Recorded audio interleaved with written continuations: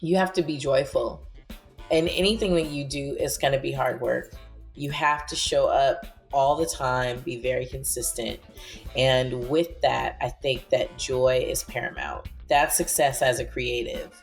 Whether you're making a lot of money, whether you're making a little bit of money, whether all the jobs are flowing in, because sometimes you can be stressed because there's too many jobs. You can be stressed because there's not enough jobs. You can be stressed because you have too much materials. You don't have enough material. There's always a reason to feel slighted by whatever you're doing. So success to me is the joy.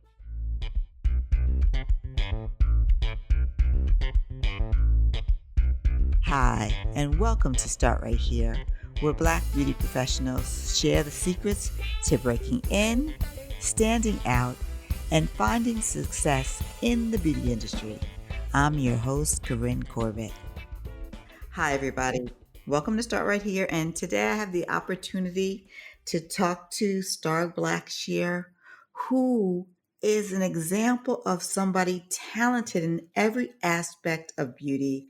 And by trying every talent, she found her niche. And we're going to find out what it's like to find the sweet spot in beauty, to find what you're good at, and then to exploit your niche.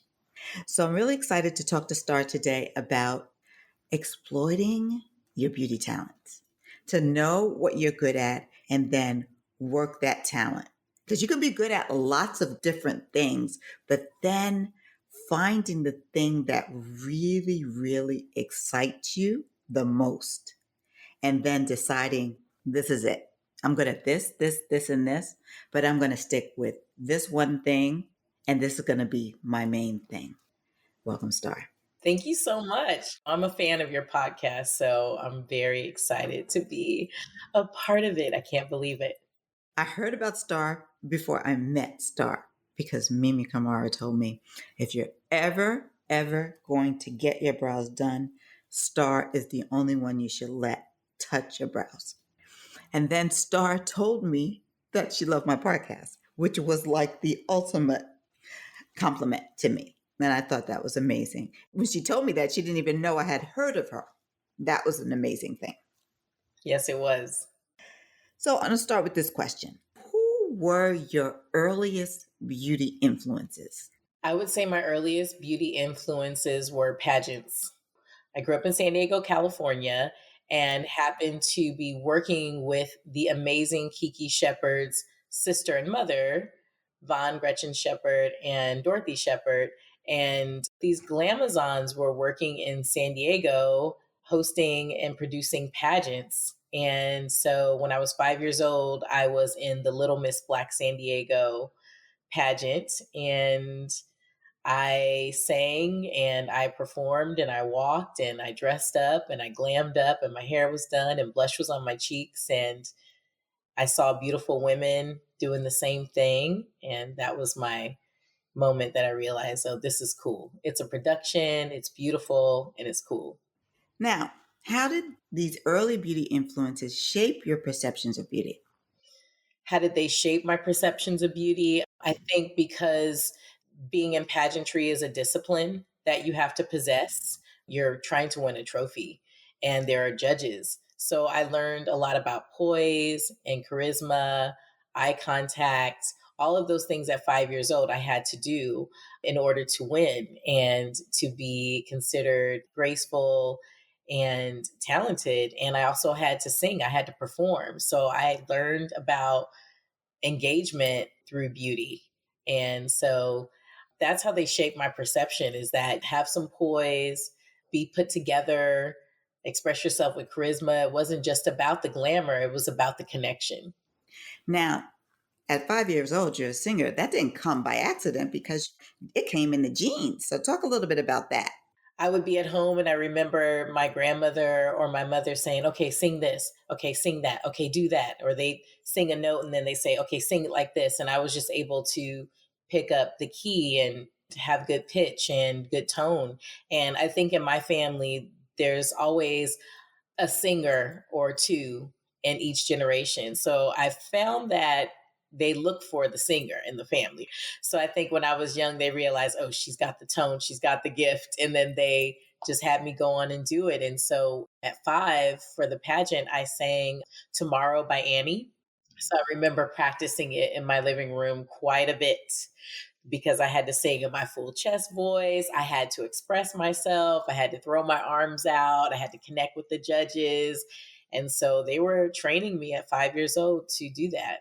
Now, they were training you because they were professionals, though. Yes, my grandmother was a professional jazz singer. My great grandmother always was like the lead person in the churches that conducted the choirs, played the organ and things like that at church. And then my mom became an R&B singer from San Diego. She would go back and forth to Los Angeles to record, and so that's how I learned about professional recording.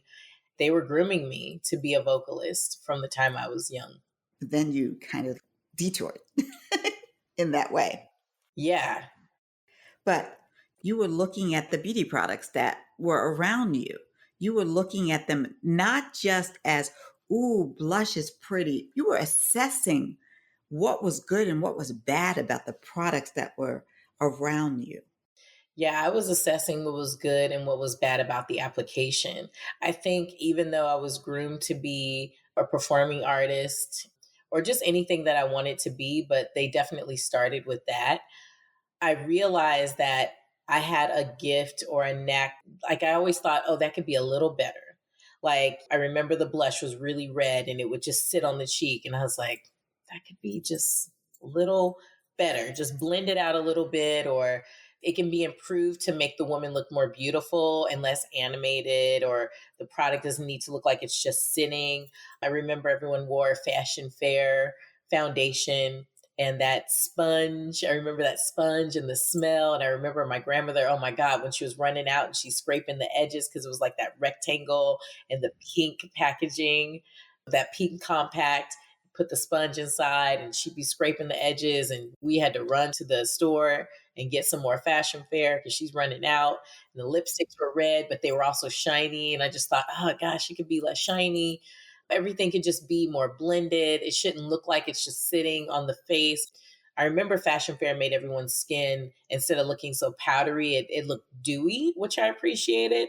But I remember as a kid just thinking, how can we make this look more real? So that's always been my thing. I've always been obsessed with realism and hyper realism and wondering how can we do it, but then make it look like it's not wearing us, we're wearing it. It's just a behavior of ours. It's just something that we are without it being noticeable or a big conversation. I've never been one that likes to walk in a room and people go, oh my gosh, look at you. Like something big has changed. I hate that feeling. I don't actually like that compliment very much because then I go, oh, shoot, maybe I'm falling off. I need to make sure that I stay consistent. So I just like things to be natural, but not natural as in nothingness, but natural as in it just looks like a part of you. And I think I've always been attracted to that. I remember when I worked at Elle, the first time I got my makeup done at a photo shoot, I got back to the office and somebody said, girl, you look like you've been slapped in the face by Mary Kay. Oh, see, Yeah, that's not a good look. Ooh. nope, not good. So, what's interesting to me is that as you're assessing product, you developed a critical eye, but what skill you developed first was hair. I think out of necessity, it seemed.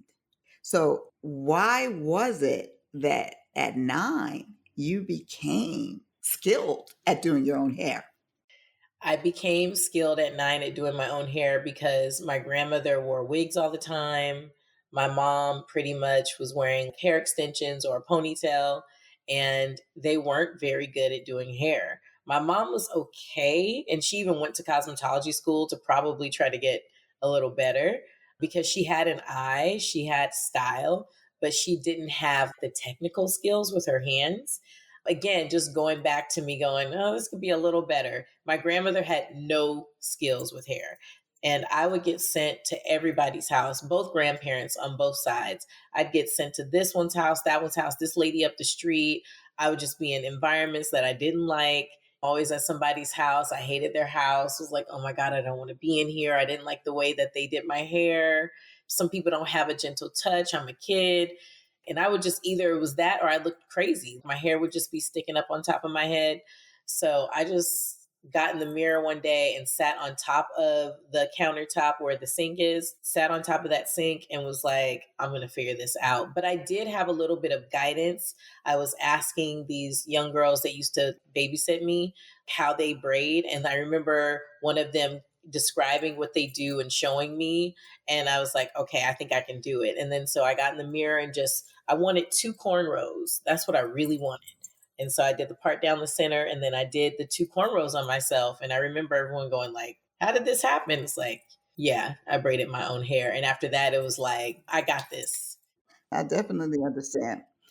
You went from doing your own hair to doing friends' hair to doing adult clients as a child. Yes. By fifth grade, I started doing my friend's hair. I remember my friend Ebony Johnson. I'm still her friend to this day. I started doing her hair because she had the same problem I did. Her hair was sticking up on top of her head. And back then, everybody got a relaxer, especially if your texture was strong, strong roots that really sat high at the root. And then the relaxed hair would just be typically over processed hair because you're trying to change one texture to another. It would just be sticking straight up like a point of demarcation where you had the thicker hair and then the relaxed hair. And my poor girl would just have her little ponies just sticking straight out like broomsticks. And I was like, ooh, Ebony, we got to fix this. And so I started fixing her hair. I would go to school. The girls would love my hair. So I started doing my friend's hair. Before you know it, at 15, I started braiding. It was my mom's friend, Barbara. I remember she asked me, again, it was like she had braids, but they weren't as good. I was like, this could be a little better if it was just like, why didn't they just do this or do that? And she was like, well, then why don't you do it? And I was like, I think I can do it. And I got that synthetic hair and I gave her a bob and I burnt the ends and had it in a perfect bend and everything. And that's when I learned to braid with tension so that you got that nice bend back in the day when we liked that bob to have a curl underneath. And after that, that's how I started attracting adult clients. So, shortly after high school, you were already going to Bonner Brothers. Yes, I went to Bronner Brothers in 98, and Sam Fine had just launched his book, Fine Beauty. And I remember he was doing a master class at the Bronner Brothers, and I was just praying. I was like, I got to get there. I got to be there. And I went to his class, and I remember how I was so in awe, but also perplexed by all the products he was using. I was like, oh my God, how am I going to learn how to do this? The dimension that he would do and everything. I was like, oh my gosh, okay, I got to get this right. So his class for me was really a master class. It was like, it's going to take some time before you realize how to do this. But I remember I was there and I took a picture with him and he signed my book and I still have my book. I still have my signed autographed book from Sam Fine and a picture of he and I. I was 18 years old and I glued it inside my book. I love that. We've got to show Sam that. I definitely did a post about it last year or the year before, and he definitely saw the post. Because I think it was the anniversary of his book or something that happened not too long ago.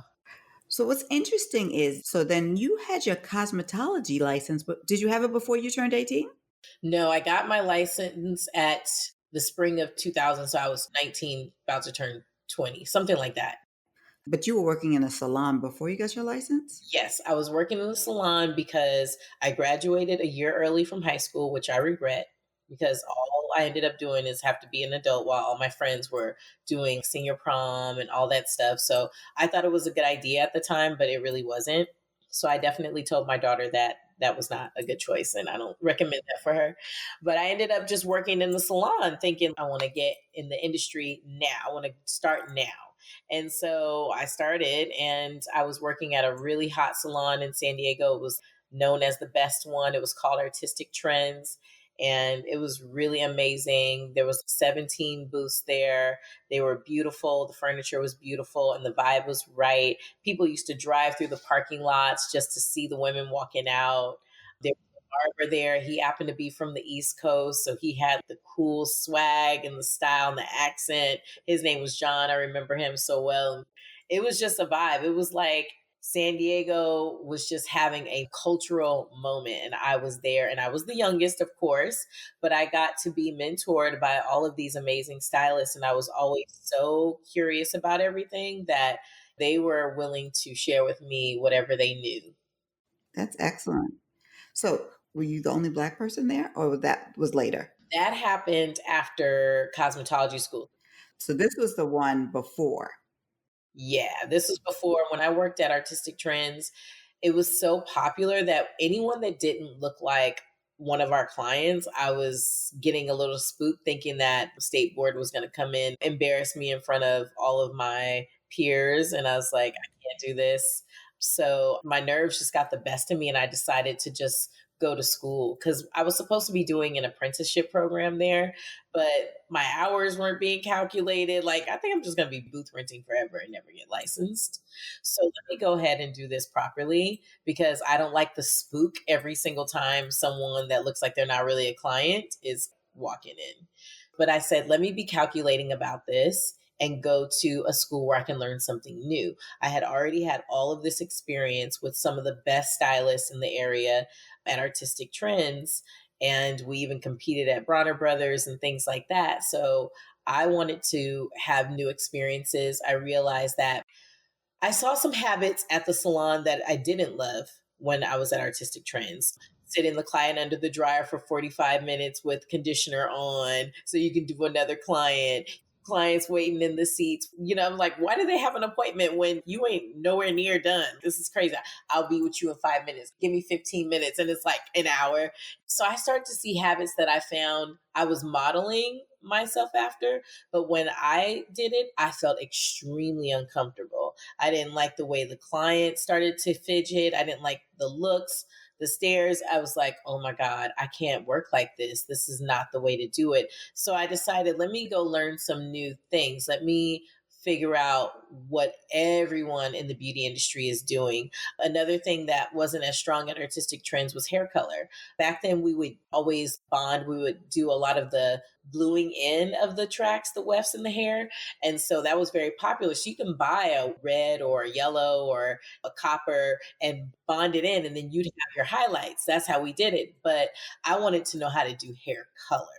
So I decided, like, I know how to do crazy updos, everything someone wants to wear to church, a French roll, a twist, a waterfall, a finger wave. Like, I got that down, but I cannot color any hair. My cutting skills are a little janky. So I was like, let me go to Poway, which was 45 minutes out, and I was the only Black student at that cosmetology school. So I went to Poway Academy, and luckily we had an amazing instructor that was obsessed with hair color and neutralizing color specifically because she hated when blondes were coppery and red, and she always wanted to neutralize and make them cooler and add green and add blue and this and that.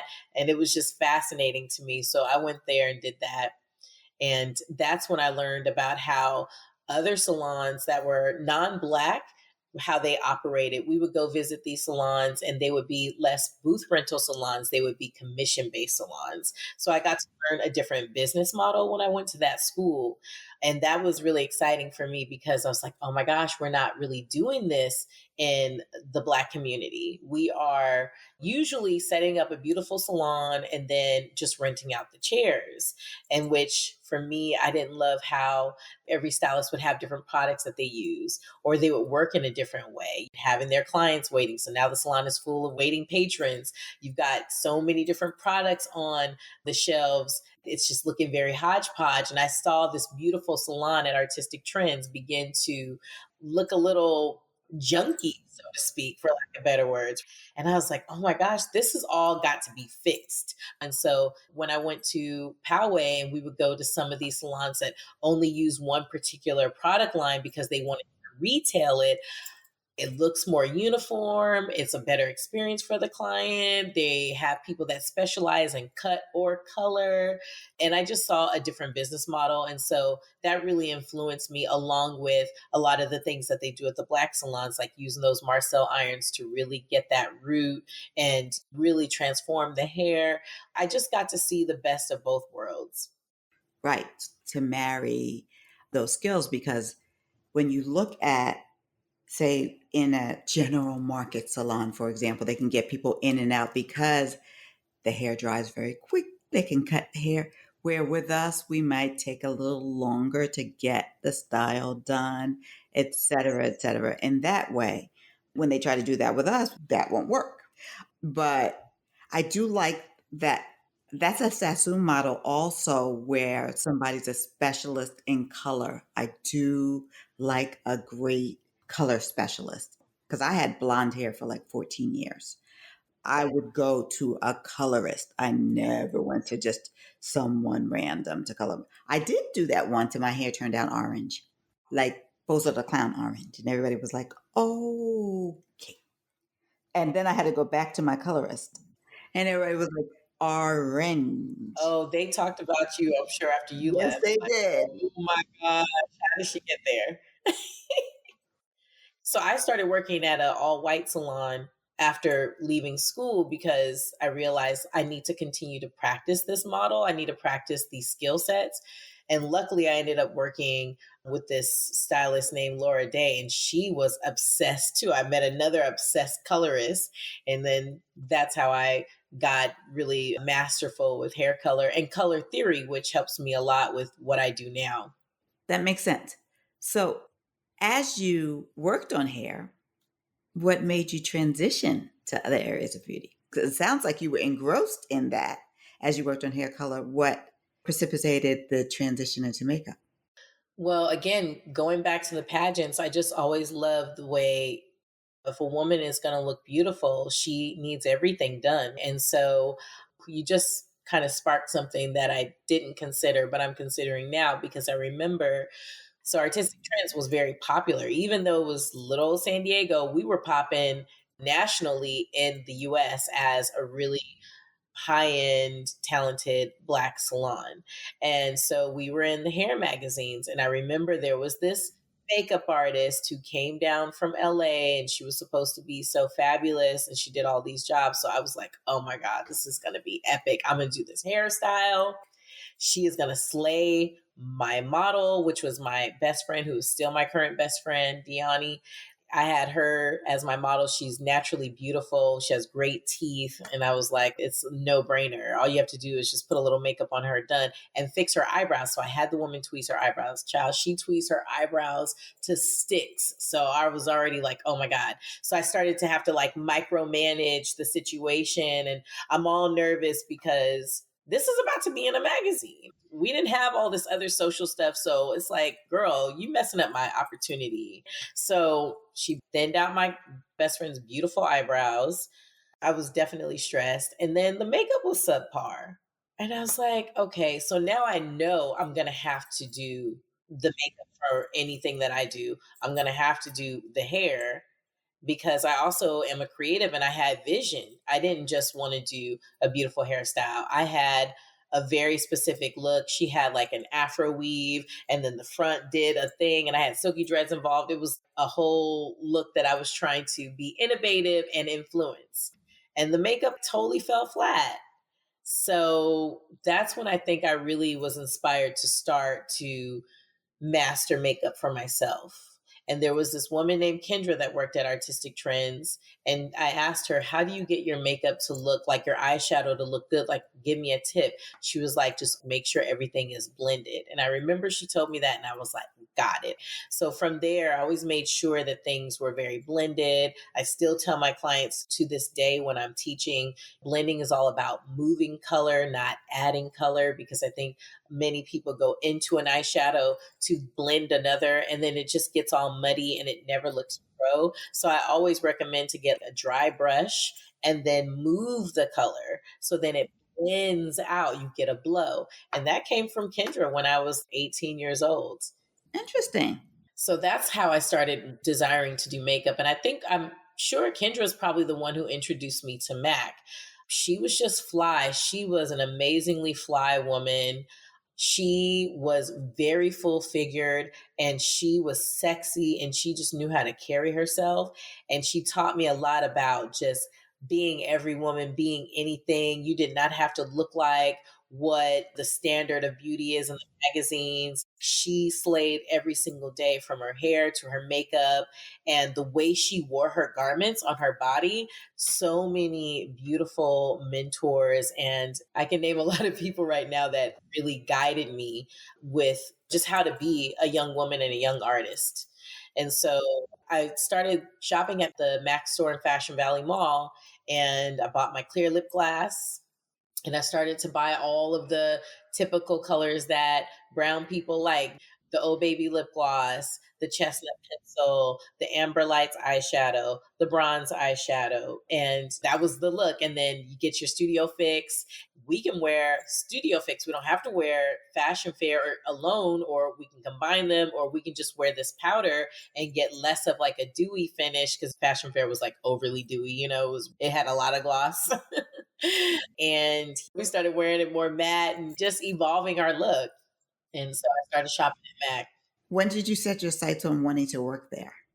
I set my sights on wanting to work for Mac when I joined cosmetology school, because when I was in cosmetology school, I was still working at a salon, a smaller salon. I was trying to stay low key. So I just was in a 3-chair salon with another one of my mentors, Scotty.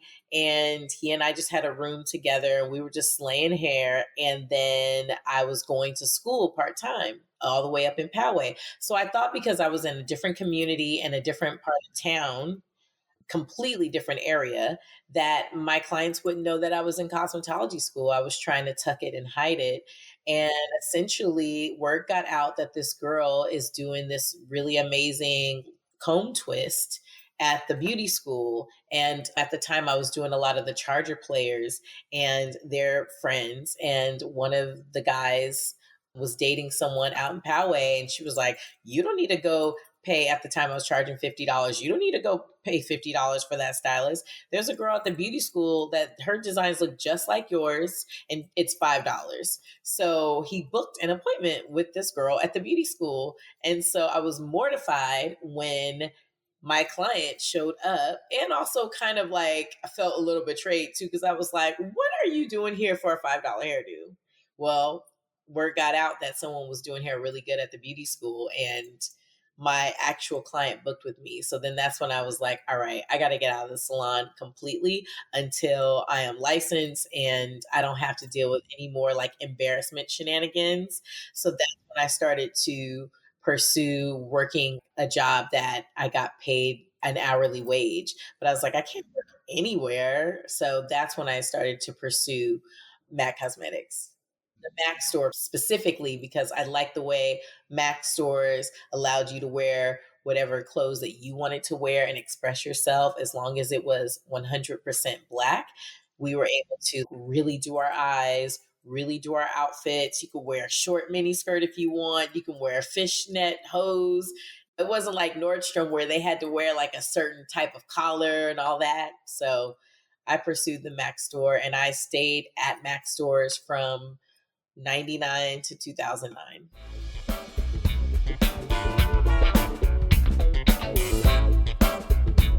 If you like what you hear, please subscribe to the Start Right Here podcast and leave a review.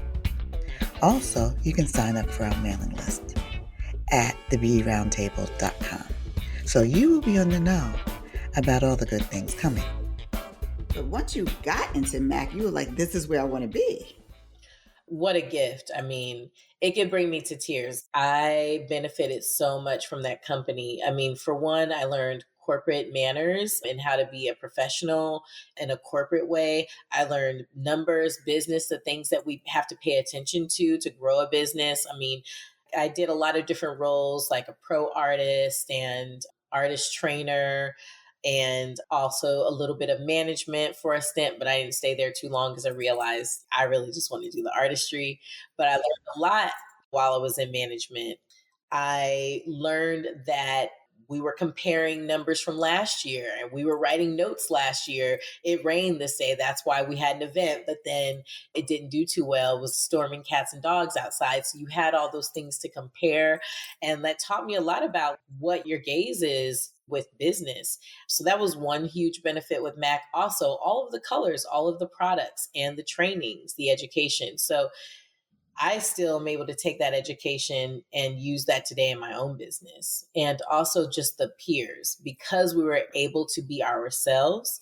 Mac, they always said all races, all ages, all sexes, all Mac. And that just resonated with me. We were always inclusive. We were always all about being oneself and expressing oneself creatively. So my peers, my coworkers would have like a rockabilly look. One would be completely punk rock. One would be hip hop. One would be super classic and chic.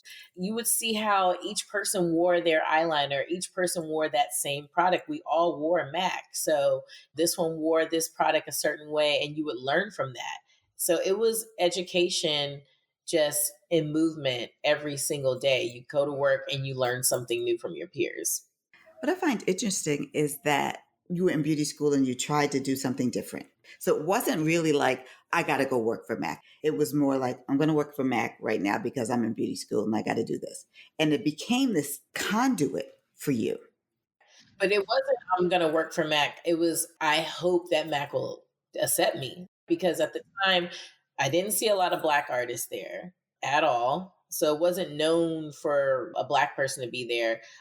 They did have RuPaul as a Viva Glam spokesmodel, but in general, it was mostly white images. So even though they had colors for us all the way down to like N9 and C8, and then they had the W series that was a little bit deeper and very warm. I never felt like they weren't inclusive, but there was still like a lot of opportunities for diversity at the time. We're talking about the late 90s. And all of the masters that worked there were not Black. So I was just hoping that they would accept me. And so when I had my interview, I made sure that my model was white. And so I practiced on one of my classmates from beauty school, and she was able to be my model. And I wanted to show range and show that I could accommodate every customer. And I nailed that and I was hired. But I was just hoping that I would get an opportunity to work there, because I mean, none of my peers, I don't think, had ambitions to work for Mac at the time. And no one I spoke to did. It was really just an independent thing that I did on my own, because I wanted to be where fashion was. I wanted to be where it was glam and where I could learn more about editorial looks, and I could really express myself and my creativity without limits or boundaries. But it became a conduit for you in more ways than one because Mac is the reason you got to New York City. Mac is how I got to New York City. My mom used to visit New York City in the 90s, and she would tell me about how fly it was and what she was doing and what she was wearing. And I was like, okay, noted. I'm definitely going to make it there. But then there was this one magazine store in San Diego and North Park that would have all those international magazines. So you've got the International Vogues and all the hair magazines. I would look at those magazines and go, I need to be able to do this. This is what I want to do. I want my work in these magazines. I want to do this type of model. I want this work. And I just realized I'm looking at LA and I'm like, everything in LA is just so commercial. I have to go to New York. Then they started showing New York Fashion Week on local television shows. I would see those runway shows. I was like, I got to do this. And then the supermodels were so big: Cindy Crawford, Linda Evangelista, Naomi Campbell, Christy Turlington. I was like, I need to be in that world. So it wasn't just about doing hair at the salon. It was, I wanted to go bigger. I wanted to go broader. And so I kept a gaze on New York. And through Mac, they would always do job postings up. And so once I felt like I was in that place of getting promoted and I was capable of doing something really big, I decided to apply for some New York gigs. And it also was a coincidence because I had applied for a training job in San Diego and I didn't get it. And I was like, it's all right. I'm going to go to New York and I'm going to be me. I love that. So the local thing wasn't working, but the New York thing did work. So it's bigger, it was better. Oh, yeah. So I moved to New York. I got the job to open the Mac Harlem store on 125th Street. And because my grandmother was a jazz singer my entire life, and I always was the little kid sitting in the back of the jazz joints, as well as being in the church, I was just so amazed that I was going to be in Harlem. I could not wait to see what Harlem was like. I had never been to New York before, but once I got the position, which was a phone interview, I just took my little sack. It was basically a carry on with black clothes in it. And luckily, it was summertime, so I had clothes that I could wear because I had never seen snow and I had never owned a heavy coat before. So I was like, okay, well, I'll figure it out when I'm there. I will definitely figure it out. But right now, I'm going to make it there with these black clothes. That's going to work for June. And I moved here and opened that store. Such a great story. I can't believe I'm still here, but I am. And so that experience and just what was the reception like of the first Mac store in Harlem? That's a moment in time. That's a historical moment. It felt historical because what I was surprised by at the time Craigslist was happening, I remember looking on Craigslist for apartments and things like that. I remember trying to do my research before I had my interview of what the average household income was at the time in the area, because I had to try to project what numbers we make at that store and how I would help them to produce that. Because honestly, I was only able to apply for a very specific position, which was a key holder, but I wanted the assistant manager position because I knew that I needed more money to live in New York. So I was like, I have to impress in this interview. And I just prayed, I'm like, I need this assistant manager position. So I'm going to interview as if I am applying for the assistant manager position in hopes that they will randomly offer me. But guess what happened? I got offered the assistant manager position. So it worked out. My intentions really worked out. But I think it's because I had done so much research and I was prepared with the numbers. Essentially, went there and was like, oh my gosh, like Harlem is not then 20 years ago what it is today. Just a lot going on with different income and things like that. So we were selling lip glosses for $15. And then the pencils, I think, were like $11.50 at the time. And the foundations were like $28. And I remember a lot of the clientele just going like, whoa, this is kind of expensive. And I'm like, how are we going to make these numbers? So that was some of the hardship of opening a store on 125th at the time. But some of the amazing moments that happened to me as a little girl from San Diego was folks would walk in and they'd say, Mac on 125th? Mac on 125th? And they would just stand there. I mean, it would happen all the time. And I would just be so enlightened by that because I'm like, wow, look at the impression that this is giving. Like, this is exciting the community a lot. And I love it. And I love their accent. And I love how they're calling it 125th. There was a lot going on the street still in Harlem 20 years ago. So you had dudes walking by. The soundtrack of the Mac store was like, Lucy's 2 for $5, 2 for $5. And I was like, what the heck is a Lucy? And it took me like months to figure out what a Lucy was. I'm like, oh, it's a cigarette. People want to buy one cigarette. They don't want to just buy the pack. So, I mean, I just learned how people are living a completely different lifestyle and how they're like piecemealing and getting a little bit of this and doing a little bit of that. And it was just hair braiding mist. As soon as you walk out of the train, you get offered hair braiding mist by the African hair braiders soon as you exit the train station. I mean, it was just stimulating and exciting literally every single day. So I'm laughing because I grew up in New York. So I guess it's very different if you don't grow up in New York. It's like culture shock. It is cultural amazement. I am still a Black woman in Harlem. So I'm with my people, but I'm from San Diego. It's completely different landscape, culturally different sounds. I was like, this is amazing. As a young woman in Harlem, I just got my life. So there's a version of 125th Street in all five. Well, I don't know about Staten Island, but in the Bronx, in Brooklyn, in Queens, for sure, there are a version of that everywhere. So I grew up in Queens. Jamaica Avenue was like that when I was growing up. So I can relate. So that's why I'm laughing. I'm telling you, it was amazing. And we had really cool events. Like they definitely supported the location a lot. We had Khalees come in.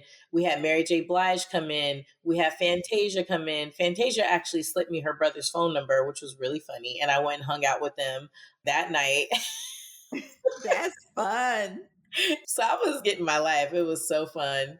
That's when I learned. I don't know if she still does, but I remember Mary J. Blige only preferred Fiji water. And I was like, ooh, Fiji. So I learned about Fiji. I was just a sponge. I still am.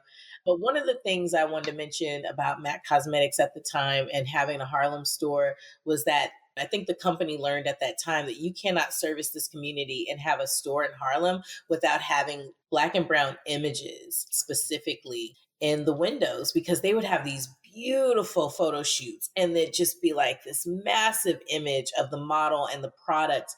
And it got really awkward when it was MAC on 125th, all white women. That just didn't work for the diversity of the brand and where the brand was trying to reach. And so they had to pivot quickly. And I really think it attributed to the MAC Harlem location because there was that big window display.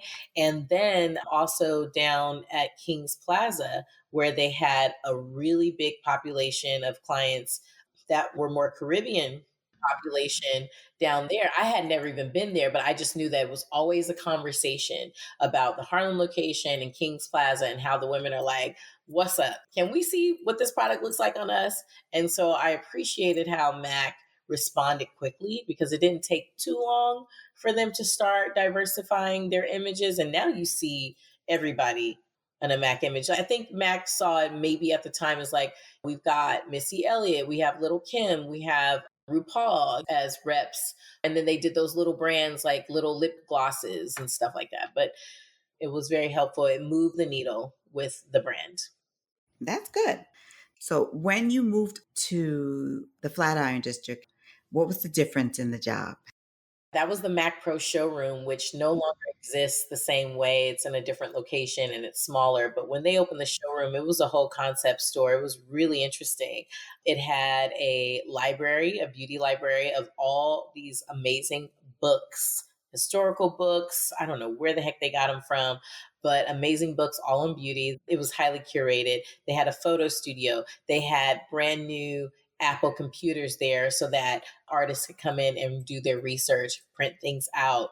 It was just beautifully designed, great natural light, all of that. And it was just where the best of the best worked. Like if you worked at the pro showroom, you felt like you were the best in the company outside of the senior artists who were like the people who were trained to speak to the media.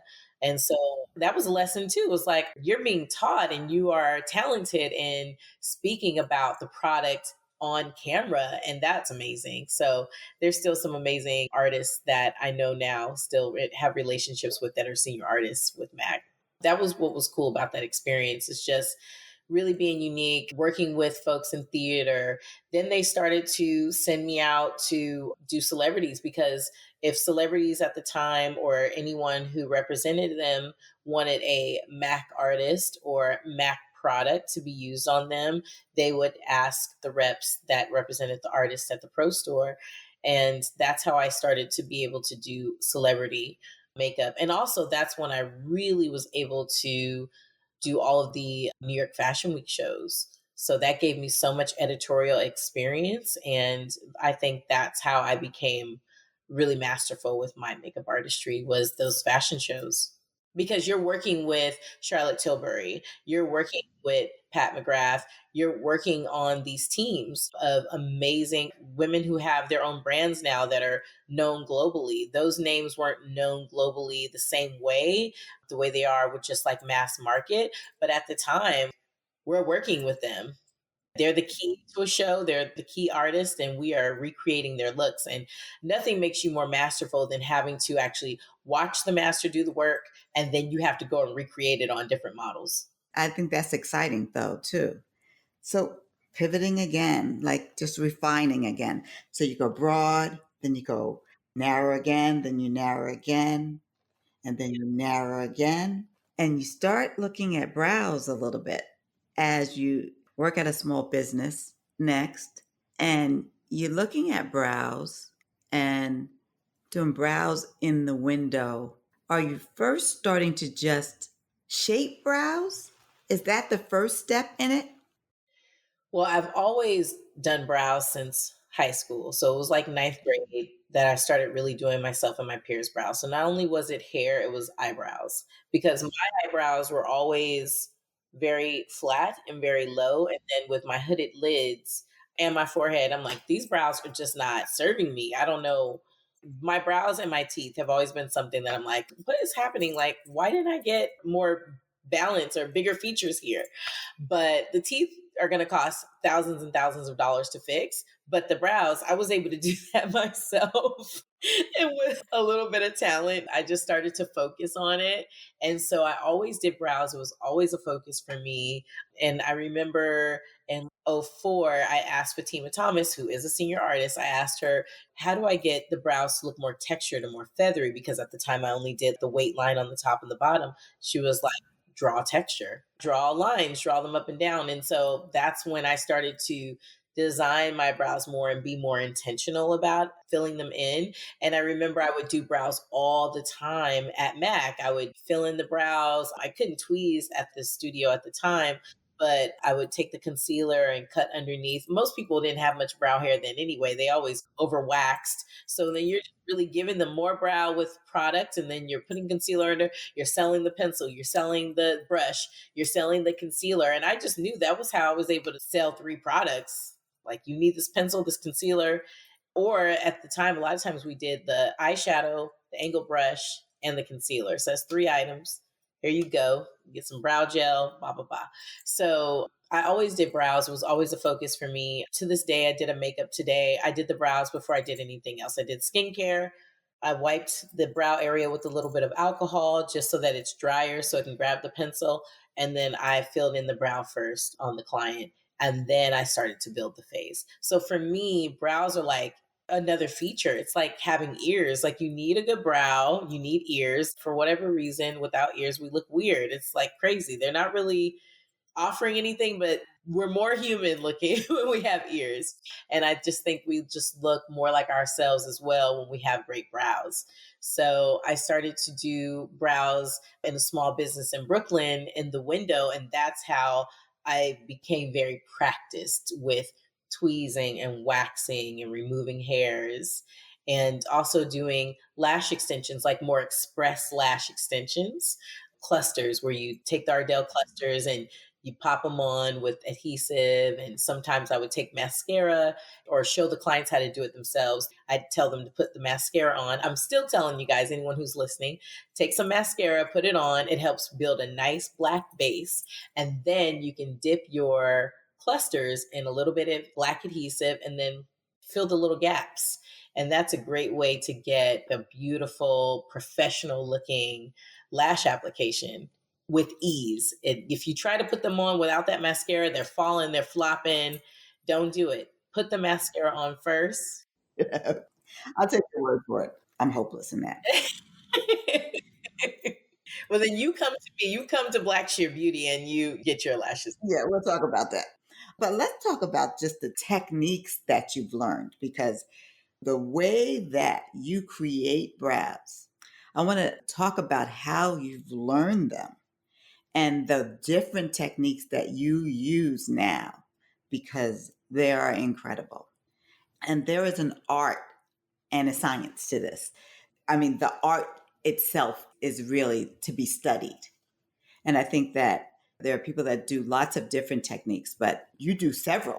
So I think that people always go, do you do like microblading? But there is more than that that can be done.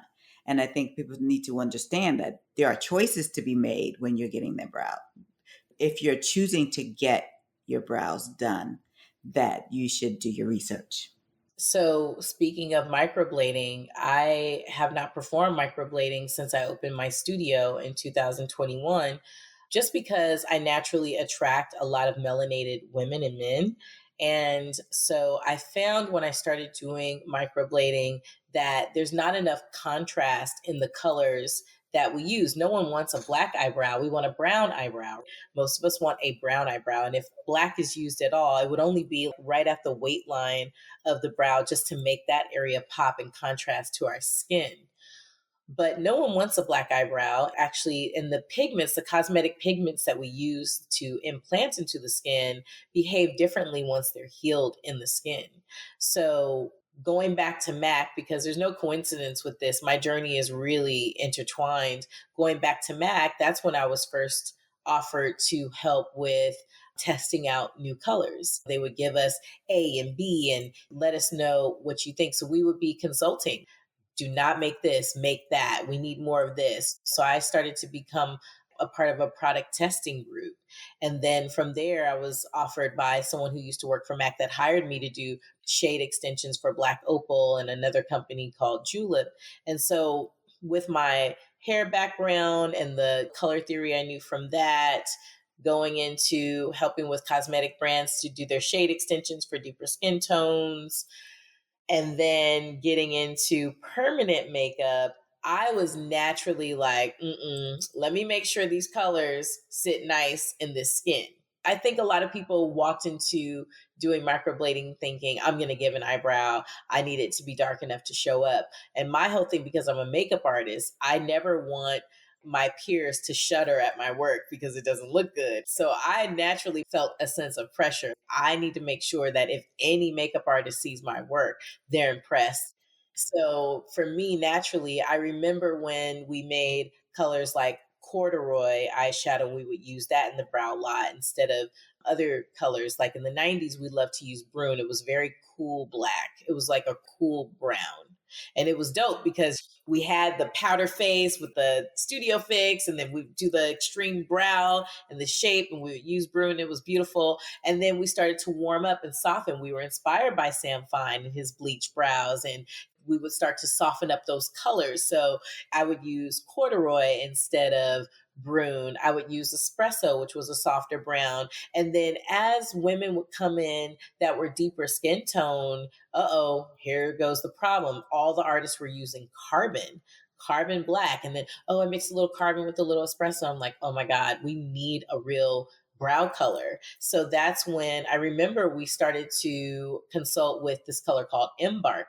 Embark, I was like, it needs to be way more red, because this woman named Joy that worked for Mac would use chestnut pencil in her brows, and it was the perfect warm brown. And I always truly admired that. She started doing Patti LaBelle's makeup because she was so dope with her look. And so when she would use that chestnut, the only drawback is that it was an emollient based pencil. So it was kind of waxy. So you get that shine. So we needed eyeshadow colors that would be deeper and warmer. So with that experience with colors and seeing how the colors sat on top of the skin, I already knew when I learned microblading, I'm not going to like if we just use this blackish brown in the skin. So naturally, I wanted depth, but I wanted warmth. And so microblading, it only really shows up on deeper skin tones if you put the strokes really, really close together. But because of that, you end up getting all of this migration. And most people end up looking like they have powder brow, which is like a block.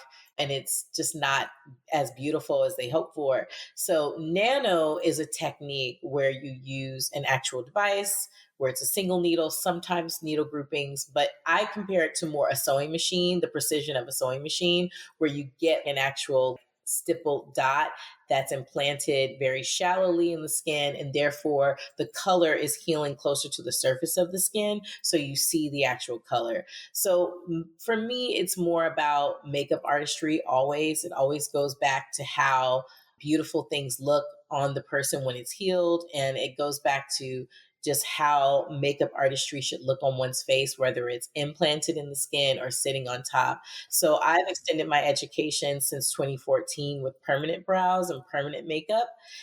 And I do some manual techniques sometimes to enhance, but most of my work is all done with machine so that I get that beautiful implantation of color and I'm able to use more warmth. Even with fair skin tones, we still need it to look pencil-y and warm and natural. Not warm as in orange, but warm as in neutral and warm, not gray, not green, not that dead color. We need it to look alive. What I want to say is about your technique is the artistry involved is that you will draw it on Yes. the way that you want it to look so that we can see, as a client can see how it is going to look before you even start. I think that's really important. So For me, a client experience is very important. I don't consider myself super vain, but I am particular. And so I think I attract a lot of women and men who are very particular, and they're not too much for me because they're to me a part of my tribe. I appreciate someone who is discerning, who has a point of view, and who is particular. So someone who says, "Oh, I know I'm a lot, this and that," I'm like, "You're not a lot for me because I might be more." Because when it comes to your face, we need to make sure it looks right, you're comfortable with it, and that your mind is at rest and your mind is quiet. Again, it always needs to look like makeup artistry to me when it comes to a permanent brow or a brow art style, because I'm not implanting hairs. And so I think that that's a real piece that we all need to come to terms with and understand. We're not implanting hairs, we are implanting color, and we are trying to create a three-dimensional effect. But for me, I think sometimes we get too caught up on hyperrealism. It really needs to look like a very beautiful eyebrow, whether it's a textural beautiful eyebrow or it's a defined beautiful eyebrow or a blow of color. So I like to freehand and sit my client in the mirror and show them what the design is going to look like, because I like every step of my client experience to be an experience of confidence and comfort. So the confidence come from you're in the mirror, you see what's going on. You're not going to have this surprise where now we're debating on how did we go wrong and how did we take the wrong turn. You have to have confidence to really draw someone's brow and say, this is what I want to put on you. Because essentially what we have to understand is that when someone's putting a permanent work on your face or any cosmetic work on your face, it's like a signature. They're using their hand. So no one's hand is going to be the same. I don't care how many classes one takes. It can look very similar, but it's not going to be the same signature. So you're really choosing an artist for their signature. And so that's what I'm offering. I am offering my signature, I'm offering my design, and I'm offering my point of view in regards to how beautiful that color and that shape and that texture looks on you. And that's what brow art is all about to me. That makes a lot of sense. Now, what made you want to open your own studio, Blackshere Beauty? I always wanted to have my own studio. I really wanted to have a one stop shop, problem solve type space, but I realized, whoa, especially with doing hair, I love transformation and I take on big projects. I mean, I'm talking about 10-hour hair color, and then, oh, we got to color the hair extensions because they need to match perfectly and all of that. And I have definitely overdone everything for a beautiful result, and I will continue to. So, because I know that about my personality, I decided not to open a hair studio at all or add hair services to this business model. Instead, lash extensions, makeup artistry, everything under the makeup art umbrella is what I decided to do, because I remember when I was doing hair, I really longed to do more makeup. I would get really sad because I love the transformation and the feeling of when someone's face looks really beautiful. I think we love our hair to look good, but we always put our face forward. It's all about your expression on your face. I've been wearing my hair back in a ponytail for 10 years now, because once I had my second child, I realized I got to be present for certain things, and a hairstyle for me and my lifestyle is just not it. So I was like, thank God I'm going to do the Sade vibes, and it's going back. And it's been like that ever since. She's getting older, so I'm starting to feel like, ooh, okay, I'm ready for a couple of little dangles in the front, blah, blah, blah. But I've always been a busybody, so it's great that I don't have bracelets or necklaces or hair in my face. That's just how I like to operate for the most part. It's also what you do for a living. The hair is not something that could be hanging. When I'm servicing a person, I just like them to be the focus. So when I opened this business, I just wanted it to be a makeup art studio where, because to me, the premise is that New York to me is fly. I'm not from New York originally. So everything I think about New York is it's the best. This is the best. That's the best. This is the best. This, they got the best that. We got the best everything. And then there were aspects of servicing these women who I think are so amazing. I realize celebrities are amazing. They are incredible. They are talented. They are disciplined and all of those things. But when I look around New York and I see all of my clients, they are like celebrities to me. They are beautiful, they are disciplined, they are talented, and they're all of these things. So it's the same to me, except you get access to them, you get to share stories with them, and they're not so guarded and they don't have so much to protect, so to speak. So for me, I was like, I just really want to make a contribution to New York.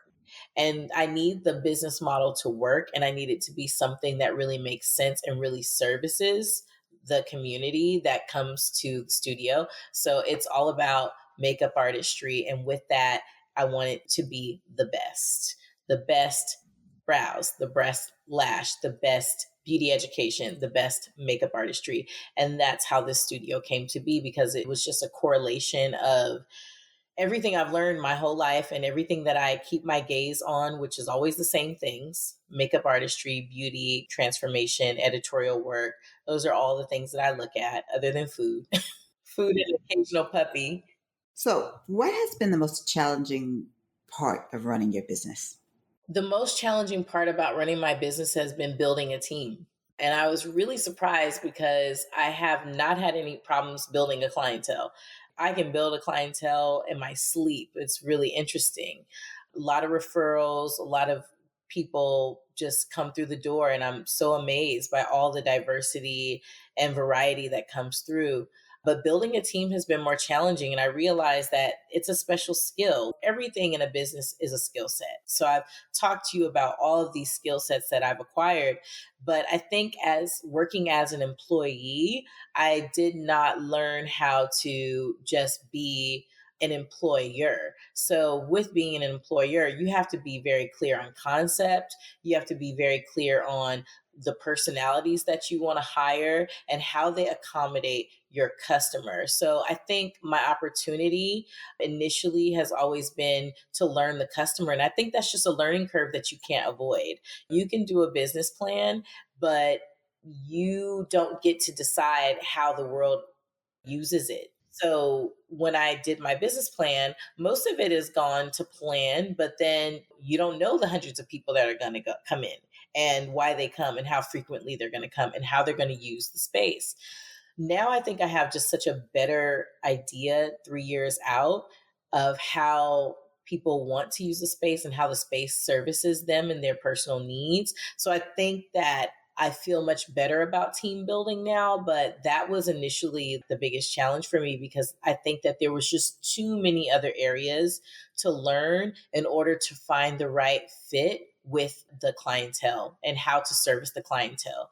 And I think that even though I definitely was all about customer service, I think I had to learn about who my client avatar really is. And that was just another thing that you just have to be in it and learn that and realize the client avatar looks like this and they operate like this and they want that, and I can capitalize on that. I can make that bigger and better, and that's what they would want from me, and I can do that. But the most important thing is you have to learn who that person is and who they are as a collective.